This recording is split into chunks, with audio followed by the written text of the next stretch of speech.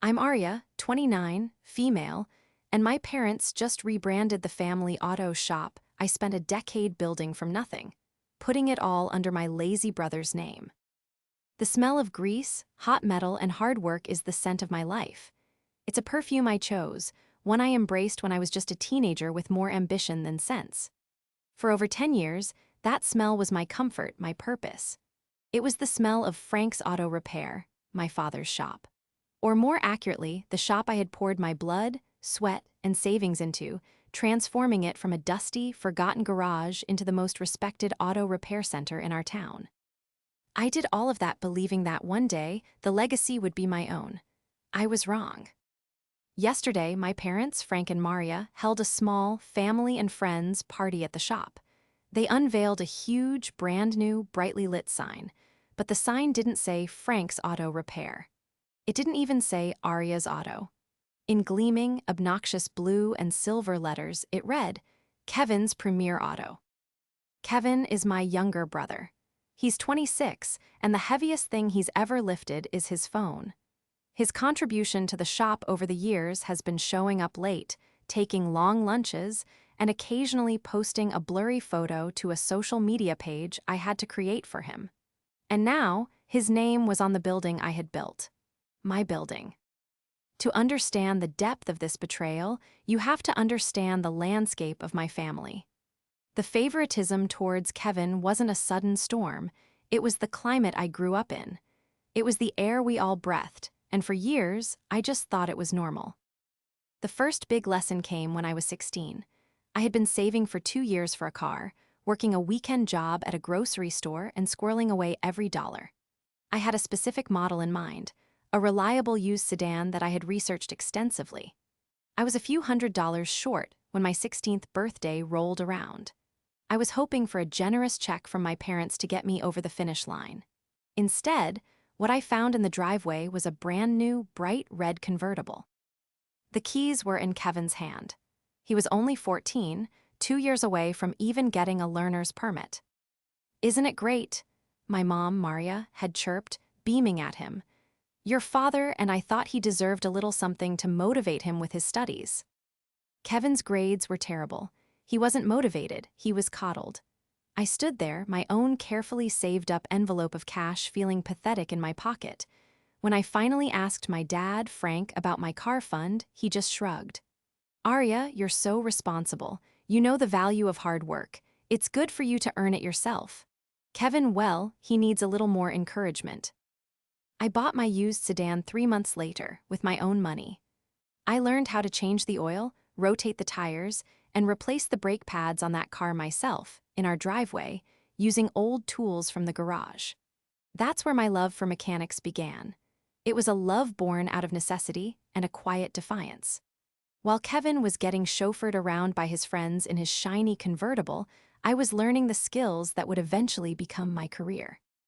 The second lesson happened in the shop itself. After high school, I decided against a 4-year college. I knew what I wanted. I wanted to work with my hands. I enrolled in a top-tier automotive technology program at the local community college. I aced every class, earned every certification I could, and spent my nights and weekends at my dad's shop, applying what I learned. At the time, Frank's Auto Repair was struggling. My dad was a decent old-school mechanic, but he was terrible with the business side of things. The equipment was outdated, the billing was a mess of handwritten notes, and customer service was gruff, to say the least. I came in with a vision. I convinced him to invest in a computerized diagnostic system. I taught myself bookkeeping software at night to organize the finances. I designed a simple, professional-looking website. I focused on customer service, calling clients with updates, explaining repairs in simple terms, and guaranteeing our work. Slowly, painstakingly, the business turned around. Our reputation grew. We went from barely breaking even to being consistently profitable. 2 years after I started full-time, Kevin graduated high school barely. He had no plans, no skills, and no ambition. My parents announced that he would be coming to work at the shop. "To learn the family business just like you," my mom said, as if our paths were remotely similar. I tried to teach him, I really did. I started him on the simple things: oil changes, tire rotations. He was clumsy, careless, and deeply uninterested. One afternoon, I left him to finish a simple brake fluid flush on a customer's sedan. I had to run to the parts supplier. I gave him clear, step-by-step instructions. When I came back an hour later, I found him on his phone, the car still on the lift. He had forgotten to tighten the bleeder valve, and brake fluid was slowly dripping onto the floor. It was a dangerous, amateur mistake. I fixed it, of course. I cleaned up the mess and properly completed the job, my frustration simmering. I told my dad what happened, expecting him to finally see that Kevin wasn't cut out for this. Instead, Frank patted Kevin on the back.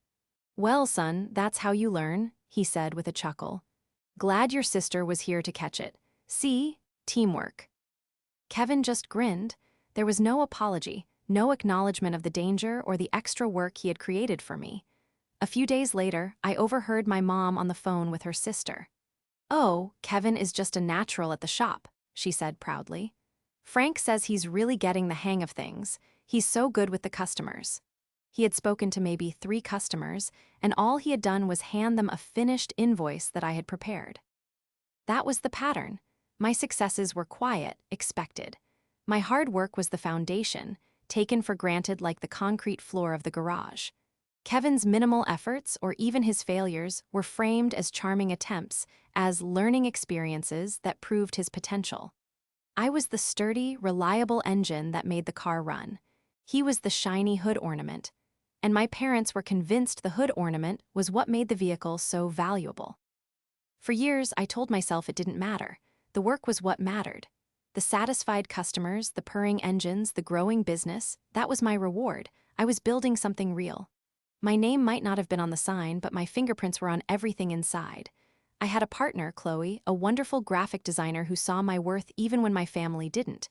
She was my rock, constantly telling me how amazing she thought I was. "One day, Arya," she'd say, "they'll have to see it. They'll have to recognize that you are the heart of that place." I believed her. I believed in the simple, logical fairness of the world. I believed that a decade of devotion had to count for something. And so, when my parents told me they were planning a huge surprise for the shop, a major investment in its future, a part of me, a naive, hopeful part, thought this was it. This was the moment they would finally acknowledge me, maybe a partnership, maybe adding my name to the sign. Now, standing in the flickering light of Kevin's premier auto, with my brother awkwardly accepting congratulations for a life's work that wasn't his, I finally understood. It was never about fairness. It was never about hard work. It was only ever about him. And I, the engine, had just been officially stripped for parts. The 6 weeks leading up to the rebranding were, in retrospect, filled with warning signs that I was too busy, too focused, and too trusting to see. My days were a blur of constant motion. I was the first to arrive, unlocking the heavy bay doors before the sun had a chance to burn off the morning chill. I was the last to leave, long after the other 2 mechanics, Marco and Dave, had gone home to their families. I'd stay late, hunched over invoices, researching new equipment, or prepping the schedule for the next day. The shop was my world. I knew every customer by name, knew the history of their vehicles. I knew Mrs. Gable's old minivan needed a gentle touch and that Mr. Chen was meticulous about his service records. I was the one who diagnosed the tricky electrical issue in the mayor's car, earning us a public thank you on the town's social media page. I was the one who mentored Marco, a young, eager mechanic, showing him the nuances of transmission work that they don't teach you in school. During this period, my father started taking a step back. "I'm getting too old for this, Arya," he'd say with a wave of his hand. "You've got it under control." I swelled with pride when he said that. It felt like a validation, a passing of the torch. He would come in late, drink his coffee, chat with a few old-timers, and then disappear into the back office with my mother. They were always whispering. I'd walk into the office to grab a file, and they would go quiet, a spreadsheet or a brochure quickly hidden from view. "Just planning our retirement, honey," my mom would say with a tight smile. "Lots of paperwork." I believed them. I even felt a little guilty for being so absorbed in the shop that I hadn't thought much about their future. "You should take a real vacation," I told them one evening. "Go on a cruise. The guys and I can handle everything for a few weeks. It would be my treat." I meant it. The shop was finally making enough profit that I could afford to give them that. My mother patted my arm. "That's sweet, dear, but we're investing back into the business. A big surprise. It's for the future of the family." That phrase, the future of the family, was a constant refrain. It was used to justify everything, and at the center of that future, apparently, was Kevin. His presence at the shop had become even more of a joke. His official, parent-bestowed title was marketing manager, a role for which he was laughably unqualified. His marketing strategy consisted of showing up around 10:30 a.m., scrolling through car videos on his phone, and then taking a 2-hour lunch. One afternoon, I was elbow-deep in a complex engine rebuild, a job that required intense focus. Kevin strolled over, smelling of expensive cologne. "Hey, Ari," he said, calling me by the nickname he knew I disliked. "I was thinking we should get a new logo, something with like a lion or a panther, something powerful."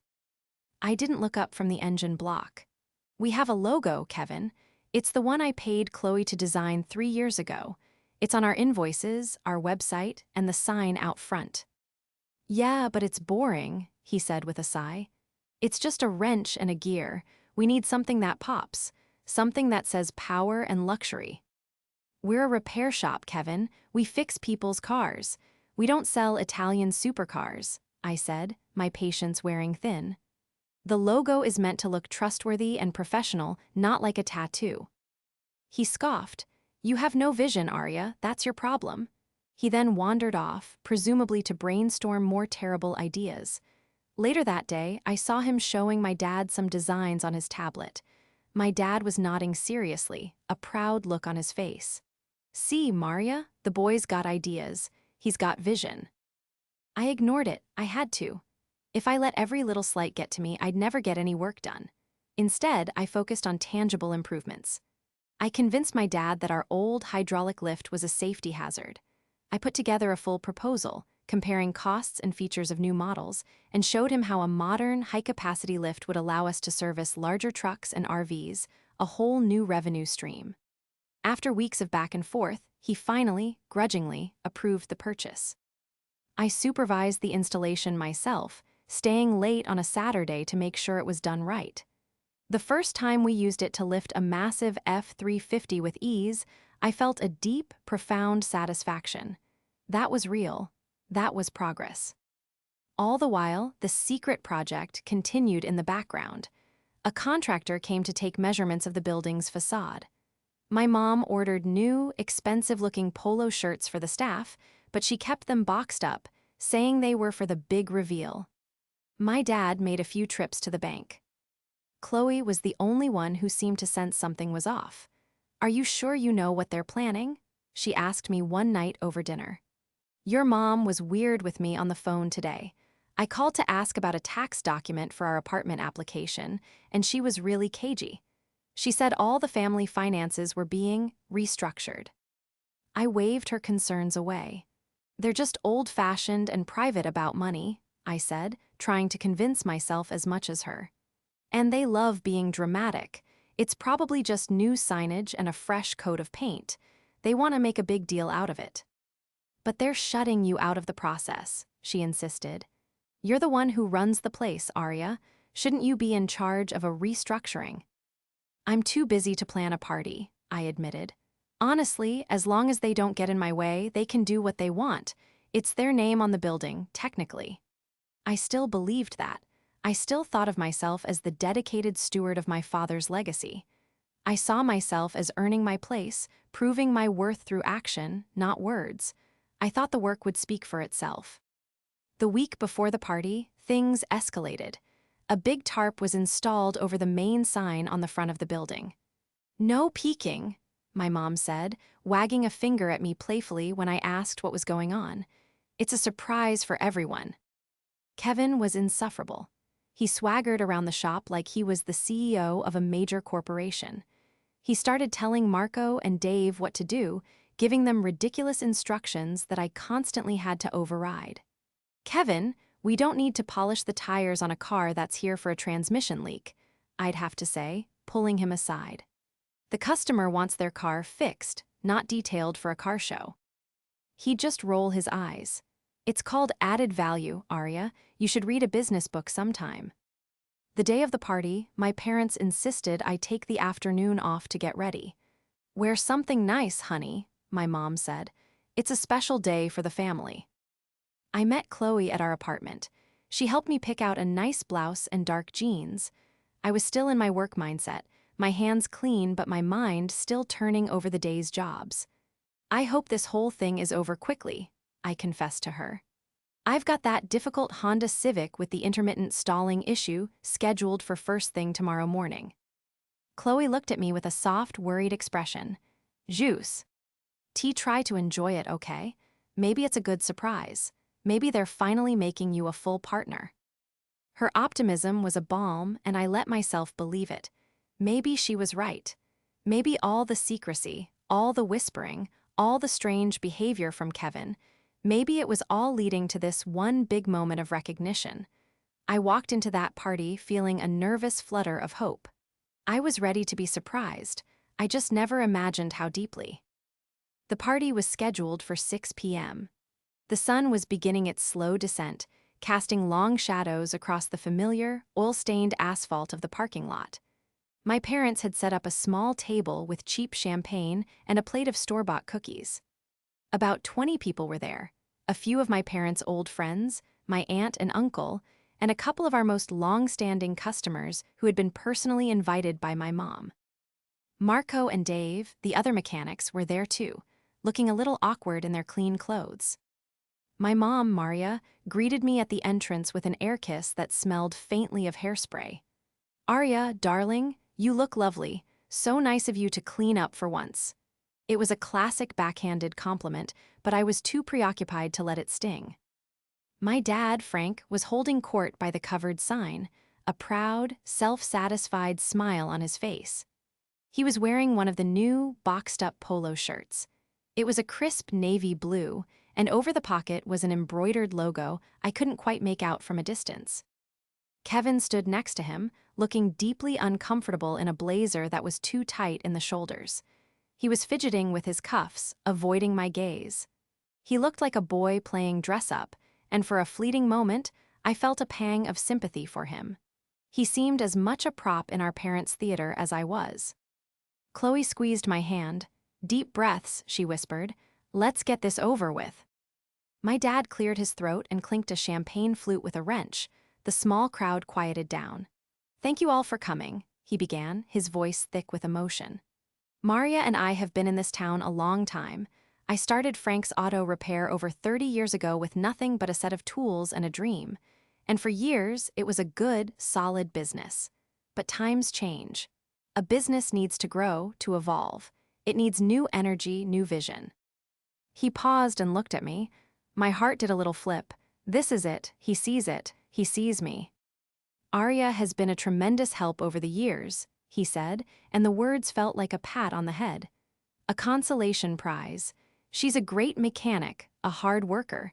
We're all very proud of her technical skills." He said technical skills like he was describing a useful appliance. Then he turned his full, beaming attention to my brother. "But the future requires more than just technical skill. It requires ambition. It requires a modern mindset. It requires a leader. And for the past few years, Maria and I have had the great joy of watching our son, Kevin, grow into that leader." I stared at him, my mind struggling to process the words. Was this a joke? Kevin, a leader? I looked at Kevin, who was now puffing his chest out slightly, a smug look creeping onto his face. The brief sympathy I'd felt vanished, replaced by a cold, creeping dread. "Kevin has brought so many fresh ideas to the business," my dad continued, his voice booming with undeserved pride. "He's pushed us to think bigger, to reach higher. He has a natural instinct for marketing and customer relations. He represents the next generation. And so, it is with immense pride that Maria and I are officially handing the reins over to him." My blood ran cold. I could feel Chloe's grip tighten on my hand. I wanted to scream, to shout that he was lying. Kevin's fresh ideas were ridiculous fantasies. His marketing instinct was non-existent. He didn't have a natural instinct for anything other than finding the most comfortable chair in the room. To mark this new chapter, my dad announced grandly, we decided the business needed a new name. A name that reflects its new direction and its new leadership. He and my mom walked over to the tarp. Kevin joined them, placing his hand on the rope. They all looked at the crowd, then at each other, their faces alight with a shared, secret joy that I was pointedly excluded from. So, without further ado, my dad yelled, "I give you the future."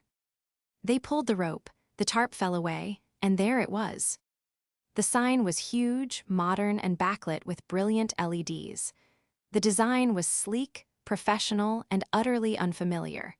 And on it, in bold, silver lettering that seemed to mock me personally, were the words, Kevin's Premier Auto. For a moment, the world went silent. All I could hear was the frantic pounding of my own heart. The name was a physical blow. It was an erasure. A decade of my life, my passion, my identity, wiped out and replaced with his name. His lazy, undeserving name. A smattering of polite applause broke the sea. Lentz, my parents' friends were smiling and nodding.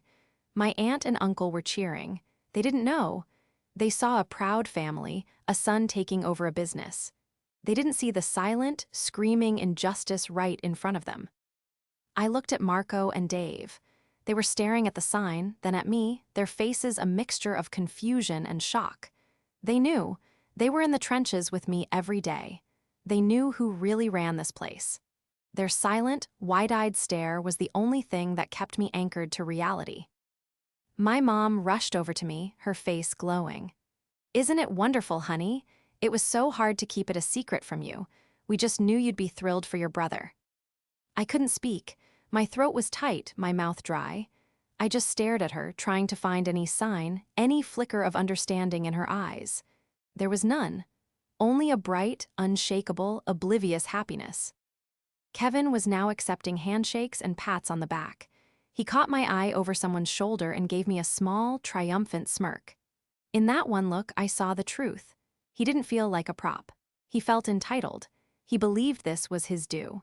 He had watched me toil for years, knowing that his status as the golden child would eventually pay out. This wasn't just my parents' betrayal. It was his, too. He had let them do this. He had encouraged it. Chloe pulled me gently toward the edge of the small crowd. "Arya," she whispered, her voice laced with fury on my behalf. "Breathe, just breathe, we're leaving." I let her lead me away, my legs feeling like they were made of lead. As we reached the edge of the parking lot, my father's voice cut through the air one last time. "And let's give a big round of applause to the new president of Kevin's Premier Auto, my son, Kevin." The applause that followed was the soundtrack to my world breaking apart. I had walked into my shop that evening hoping for a little recognition. I was walking out having been rendered invisible. The drive back to our apartment was a blur of streetlights and silence. Chloe drove, her knuckles white on the steering wheel, her jaw tight with a rage she was containing for my sake. I sat in the passenger seat, staring blankly out the window. The garish, glowing image of the new sign was burned into my mind. Kevin's Premier Auto. Each letter was a stab of humiliation. I felt hollowed out, scooped clean of every emotion except a deep, cold shock. It was the kind of shock that makes the world seem distant and muffled, like you're watching a movie of your own life instead of living it. My mind kept replaying my father's speech. New energy, new vision. Natural instinct. The future. The words were absurd, a complete fabrication of reality that my parents had somehow willed into existence. When we got to our apartment, I walked straight to the sofa and sat down. I didn't take off my jacket. I just sat there, staring at a crack in the ceiling. Chloe knelt in front of me, her warm hands taking my cold ones. "Arya, talk to me," she said softly. "Scream, cry, throw something, anything." But I couldn't. The feelings were too big, too overwhelming to be processed. "They erased me," I whispered. The words felt strange in my mouth. 10 years, Chloe, I gave them everything. I built that place. It wouldn't exist without me, and they just gave it to him. I know, she said, her voice trembling with anger. I know, it's monstrous. What they did tonight was cruel and delusional. The shock finally began to recede, and in its place, a tidal wave of pain washed over me. It was a raw, physical ache in my chest. Tears I hadn't even realized were forming started to stream down my face. I wasn't just crying. I was sobbing, great, heaving gulps of air and grief. Grief for the years of sacrifice. Grief for the naive girl who believed her hard work would be enough. Grief for the loss of my family, because in that moment, I knew I had lost them. The parents I thought I had, the family I thought I belonged to, they weren't real. They had been replaced by these strangers who looked at my brother and saw a king, and looked at me and saw a tool. Chloe held me, letting me soak the shoulder of her shirt, stroking my hair and murmuring words of comfort and validation. They don't deserve you, Arya. They have never, ever deserved you. I cried until I had nothing left, until I was just an empty, aching shell. We sat like that for what felt like hours. I didn't sleep that night. I just lay in bed, staring into the darkness, replaying every birthday, every holiday, every small and large injustice from my childhood. The new car for Kevin, the praise for his failing grades. The way my achievements were always minimized, treated as simple expectations. It wasn't just about the shop. The shop was just the grand finale of a lifetime of being treated as secondary. I was the responsible one, the capable one, so I didn't need help or recognition. I was the foundation of the house, and they had just named the house after the decorative, weather vane on the roof. The next morning, my phone buzzed. It was a text from my mother. Good morning, sweetheart. Hope you're not too tired from the party. Kevin is so excited to get started today. Why don't you come in a little late? Let him open up the shop on his own. It will be good practice for him. The smiley face at the end was so breathtakingly clueless, it sent a jolt of pure, white-hot anger through me. It burned away the last of my grief and left something hard and resolute in its place. This wasn't a misunderstanding. This was their plan. They genuinely believed this was right. I showered, got dressed in my work clothes, the old ones, with the Frank's Auto Repair logo, and drove to the shop. I needed to look them in the eye. I needed to hear them say it to my face. When I walked in, Kevin was sitting behind my desk, in my chair, spinning back and forth with his feet up. He was wearing the new navy blue polo shirt. He looked up, and his smile faltered when he saw my expression. My parents were in the office, beaming. Arya, there you are, my dad said cheerfully. We were just going over the new vision statement Kevin wrote. I ignored him and looked straight at my mother. I want to understand, I said, my voice dangerously calm. I want you to explain to me why you did this. My mother's smile faltered. She glanced at my father. Explain what, dear? We told you. It's for the future of the business, for the family. Whose future? I asked. Because it doesn't feel like my future. It feels like you took my future and handed it to him. I gestured toward Kevin, who had the decency to at least look uncomfortable now. My father stepped forward, his expression hardening. The cheerful facade was gone, replaced by the familiar defensive posture he took whenever he was challenged.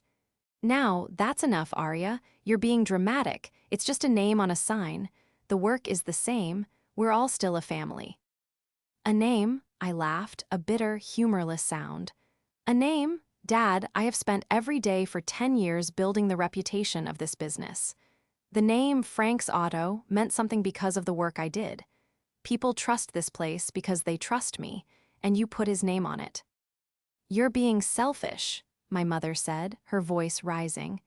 This is a wonderful opportunity for your brother. I thought you'd be happy for him. Why do you always have to be so jealous of him? Jealous? The word hit me like a slap. All those years of biting my tongue, of working harder to prove my worth, of quietly accepting the blatant favoritism, and this was what they saw. Not devotion, but jealousy. Jealous of what?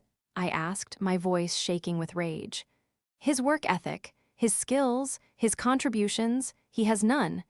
This shop, this business, the money in your bank account that you used to pay for that ridiculous sign, it's all built on my back. My work, my sacrifices. That is a very ungrateful thing to say, my dad said, his voice low and threatening. We gave you a job. We gave you a place to work. This has always been a family business, and the family decides what's best. I looked from my father's stony face to my mother's bewildered, teary expression, to my brother's pathetic attempt to look invisible. And I finally, truly understood. There was no getting through to them. Their reality was built on a foundation of lies and favoritism, and they would never, ever let me knock it down. They were lost, and I was done trying to find them. You're right, I said quietly. The fight went out of me, replaced by a chilling certainty. It's a family business, but I guess I'm not really part of the family. I turned around and walked out. The smell of grease and metal no longer felt like home. It smelled like betrayal. I didn't go home. I went to a small park overlooking the river, the one place I always went when I needed to think. I sat on a cold bench and watched the water flow, my mind a chaotic storm of anger and clarity. My parents' words echoed in my head, dramatic, selfish, jealous, ungrateful. They were programming, a script they had been running my whole life to manage my reactions, to keep me in my place as the dependable, uncomplaining workhorse. For the first time, I saw it with perfect, painful clarity. This wasn't just a slight, it was the defining feature of our family dynamic.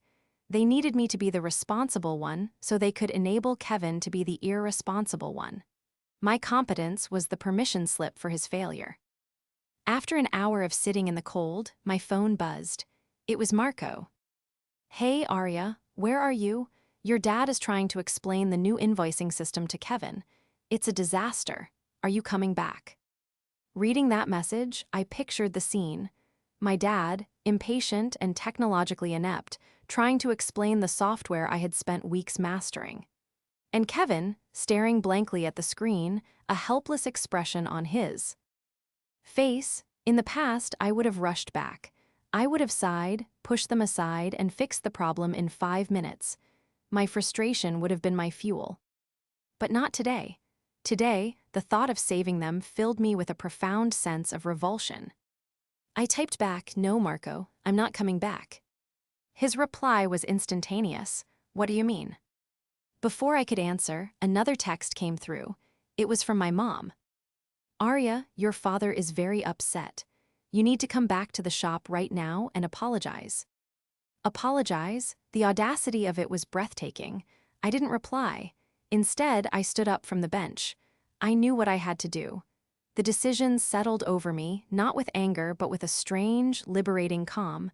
I was done. I drove back to the shop, not to apologize, but to formalize my exit. When I walked in, the scene was just as I had imagined. A customer was waiting impatiently at the counter. My dad and Kevin were huddled by the computer, bickering in low tones. My mom was pacing in the office, wringing her hands. They all looked up as I entered. A wave of relief washed over my mother's face. "Oh, thank goodness, you're here, Arya. Mrs. Peterson has been waiting for 20 minutes to pay her bill." I walked past the counter, past the customer, and straight to my large, red toolbox in the main bay. It was the one thing in the entire building that was unequivocally mine, purchased with my own money, filled with tools I had collected since I was a teenager. I unlocked it and began to methodically take my tools out, laying them on a clean rag. My dad's voice boomed from the office doorway. "What in the world do you think you're doing?" I didn't turn around. "I'm packing my things," I said calmly. "Don't be ridiculous," he snapped. "You've had your little tantrum. Now stop this nonsense and get back to work. Apologize to your mother." I slowly turned to face him, holding a heavy socket wrench in my hand. "No," I said, my voice even. "I am not being ridiculous. I am not having a tantrum, and I will not be apologizing. I am quitting." The word hung in the air, heavy and absolute. Kevin's jaw dropped. My mother let out a small gasp and put her hand to her chest. My dad's face turned a dangerous shade of purple. "You're what?" he sputtered. "You can't quit. This is your family, this is your job. No, I said, looking him directly in the eye. You made it very clear yesterday what this is. This is Kevin's premier auto, and I don't work for Kevin. I glanced at my brother, who flinched as if I'd thrown the wrench at him. He's the president, right? Let the president figure out how to process an invoice or diagnose a faulty alternator. I turned back to my toolbox. The finality of my own voice gave me strength. Marco and Dave had stopped their work and were watching, silent and wide-eyed. Arya, please, my mother pleaded, coming out of the office. Don't do this, we're a family, we can talk about this.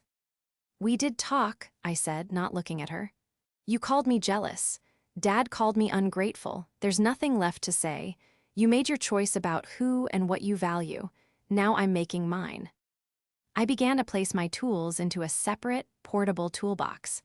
The larger, rolling chest was too big to take with me at that moment.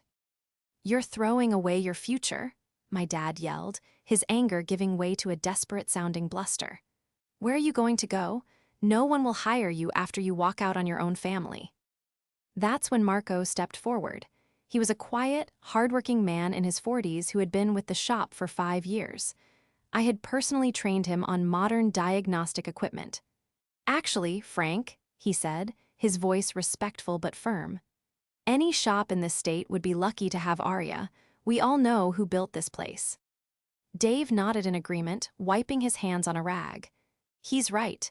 This is a bad move, Frank, a real bad move. Their support was a lifeline. It was a validation that I wasn't crazy, that what I saw was real. My dad looked at them, then back at me, his face a mask of fury and disbelief. He saw his control slipping away. Fine, he roared. Go, but don't you come crawling back when you realize you've made the biggest mistake of your life. This business will be more successful than ever with Kevin in charge. He has vision. I closed the lid of my portable toolbox with a decisive click. I picked it up, my muscles straining slightly from the weight. It was the weight of my freedom. I looked at my parents one last time. Goodbye, I said. It wasn't an angry goodbye, just a statement of fact, an ending. As I walked toward the door, I passed Mrs. Peterson, the waiting customer. She looked from me to my parents and then back again, her expression one of dawning understanding. Arya, dear, she said, her voice quiet. If you're going somewhere else, you be sure to let me know where. My car only trusts you. I gave her a small, grateful smile. I will, Mrs. Peterson, I promise. I walked out of that building and didn't look back.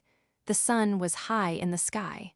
For the first time in a decade, I didn't know what I was going to do tomorrow. And it was the most liberating feeling in the world. The first 24 hours after I quit were a strange mix of terror and exhilaration. I felt like I had jumped out of an airplane without a parachute. My entire life, my identity, had been wrapped up in that shop. Without it, who was I? Chloe was my anchor. When I got back to the apartment, my toolbox rattling in the trunk of my car, she took one look at my face and knew. She didn't say, I told you so.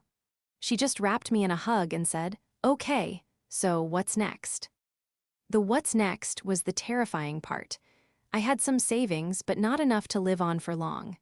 My dad was right about one thing, walking out could look bad. But as I sat on our sofa, Chloe handed me a cup of tea, her expression thoughtful.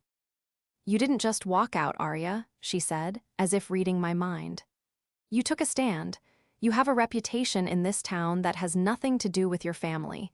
It has to do with your skill, your honesty. That's yours. They can't take that away from you. Then she opened her laptop. I was angry last night, she said, so I did something, just an idea. She turned the screen toward me. On it was a logo. It was simple, elegant, and powerful. A stylized A was cleverly integrated with the shape of a spark plug. Below it, in a clean, strong font, were the words, Arya's Auto Integrity. I stared at it speechless. Integrity, I whispered. That's what you sell, Chloe said softly. It's not just fixing cars. It's honesty, it's trust, it's integrity. A tiny spark of hope ignited in my chest. A logo is one thing, Chloe. A business is another. I have no space, no money for equipment now. My phone buzzed. It was a text from Marco. Dave and I just quit. Your dad tried to blame us for a mistake Kevin made. We're done. Whatever you do next, we're with you. I showed the message to Chloe, my eyes wide. They both quit, I said in disbelief.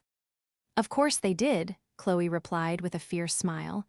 People don't quit jobs, they quit bosses, and you were their real boss. Frank and Kevin are just the owners. The spark of hope grew into a small, determined flame. For the next week, our small apartment became a command center. Chloe's skills as a graphic designer were invaluable. She created business card mock-ups and a coming soon page for a website and helped me draft a business plan. I spent hours on the phone and online researching commercial real estate, small business loans, and the cost of equipment. The biggest hurdle was the money. My savings were a good start, but I needed a significant loan to secure a location and purchase the lifts and diagnostic tools necessary to run a professional shop. I was terrified of going to a bank. My dad's words echoed in my ears, "Don't you come crawling back." My phone rang again. It was a number I didn't recognize. I answered cautiously. "Hello." "Is this Arya?" a familiar voice asked. It was Mrs. Peterson. "I got your number from my neighbor who knows your friend Chloe. I was so upset to hear what happened. Listen, my husband and I have been talking. We've been your customers for years. We've seen what you've done with that place. We own a small commercial building over on Mill Road. The tenant just left. It's an old garage, needs some work, but the bones are good. We'd be willing to give you a very fair lease and defer the first 2 months rent to help you get on your feet." I was so stunned I couldn't speak. "Are you still there, dear?" she asked. "Yes," I managed to say, my voice choked with emotion. "Yes, I'm here. I don't know what to say." "Say you'll come look at it," she said kindly. The location was perfect. It was smaller than my dad's shop, but it was clean and in a high-traffic area. With Mrs. Peterson's generous offer and a solid business plan in hand, I walked into the bank with a confidence I didn't know I possessed. I wasn't the daughter of a business owner asking for a handout. I was Arya, a top-rated mechanic with a decade of experience, a loyal customer base, and 2 of the best mechanics in the county ready to work for me. The loan officer, a woman named Ms. Diaz, listened to my story patiently. She looked over my business plan, Chloe's designs, and the letters of recommendation I had asked a few long-term customers to write for me. "Your family's shop has an account here," she said, looking at her computer. "I see they recently took out a significant loan for rebranding and marketing." She looked up at me, a knowing glint in her eye. "Your name is on none of their business documents, but your personal savings account shows consistent, significant contributions to their main account for years." She tapped her pen on the desk. "Your proposal is solid, Arya. Your reputation is Excel. Lent, the bank will approve this loan." The day the loan was approved was the day Arya's auto integrity became real. The next month was the hardest I have ever worked in my life. We cleaned, painted, and renovated the new space. Marco and Dave worked for deferred pay, their belief in me unwavering. Chloe spent her evenings and weekends designing our signs and marketing materials. Word began to spread through town. People would stop by to offer encouragement. Mr. Chen dropped off a case of water for us. Other former customers called, asking when we would be open for business. I created a list, and it grew longer every day. The day we opened, I was a nervous wreck. What if no one came? What if this was all a huge, expensive mistake? The first car to pull in was Mrs. Peterson's minivan. The second was Mr. Chen's sedan. By the end of the day, our 3 bays were full, and our appointment book was filling up for the next 2 weeks. The atmosphere in our shop was completely different. There was no tension, no walking on eggshells. There was just camaraderie, respect, and the shared satisfaction of a job well done. We played our own music. We laughed. At the end of the day, I wasn't exhausted by emotional drama. I was simply tired from good, honest work. I paid Marco and Dave their first real paychecks with a bonus. Seeing the pride on their faces was worth more than any amount of money. I was finally home. 6 months flew by in a flurry of activity. Arya's auto integrity wasn't just surviving, it was thriving. We had built such a reputation for honesty and quality work that we had a 3-week waiting list for non-emergency repairs. We had to hire a fourth mechanic, a young woman fresh out of tech school, and I took great pride in mentoring her the way I wish someone had mentored me. Chloe's branding was a huge hit. People loved the name and what it stood for. We were a real team, built on mutual respect. I rarely thought about my family. The pain had faded into a dull scar, a reminder of a past life that felt like it belonged to someone else. I hadn't spoken to my parents or my brother since the day I quit. I had heard whispers around town, though. Things weren't going well at Kevin's Premier Auto. Customers were leaving in droves. Their online reviews were abysmal, filled with complaints about shoddy work, missed deadlines, and rude service from a smug young man who was always on his phone. The confirmation of their failure came on a rainy Tuesday afternoon. I was finalizing an invoice when the front door of my shop opened. My mother and father stood there, looking older and more tired than I had ever seen them. They were drenched from the rain, and they looked small and out of place in my bright, clean waiting room. My heart gave a painful lurch, but I kept my expression neutral. "Mom, Dad," I said, my voice steady. "Arya," my mother began, her voice trembling. "Your shop, it's very nice." "Thank you," I said. "Is there something I can help you with?" My father, who had been staring at the floor, finally looked at me. The arrogant bluster was gone, replaced by a desperate, hollow look. "We need to talk to you," he said. "It's about the business, our business." I leaned against the counter and crossed my arms. "Okay, talk." "It's not working," my mom blurted out, tears welling in her eyes. "Kevin, he tries, but he doesn't know what he's doing. The customers are gone. Marco and Dave are gone. We're losing money, Arya, a lot of money. We're going to lose the shop. We might lose the house." The litany of failures didn't bring me the satisfaction I once thought it would. It just made me feel weary. This was the predictable end of the path they had chosen. "We were wrong," my dad said, the words sounding like they were being physically pulled from his throat. "We made a mistake. We should have never put his name on it. We should have recognized you."